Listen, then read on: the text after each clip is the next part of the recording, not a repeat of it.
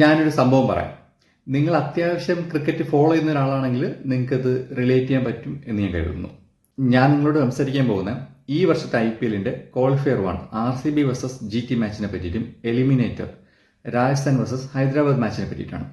ഈ രണ്ട് മത്സരങ്ങളും നടക്കുന്നത് കുറച്ച് ബാറ്റിംഗ് ഫ്രണ്ട്ലി ആയിട്ടുള്ള സർഫസിലാണ്.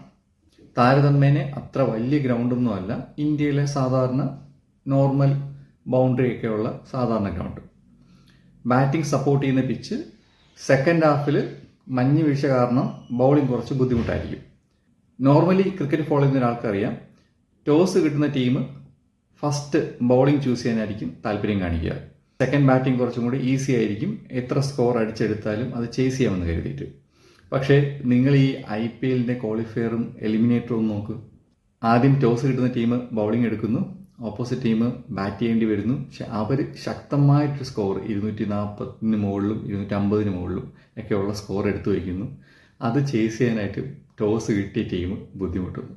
ഞാൻ പറഞ്ഞു വരുന്നത്, ചില സമയം കാര്യങ്ങൾ അങ്ങനെയാണ്.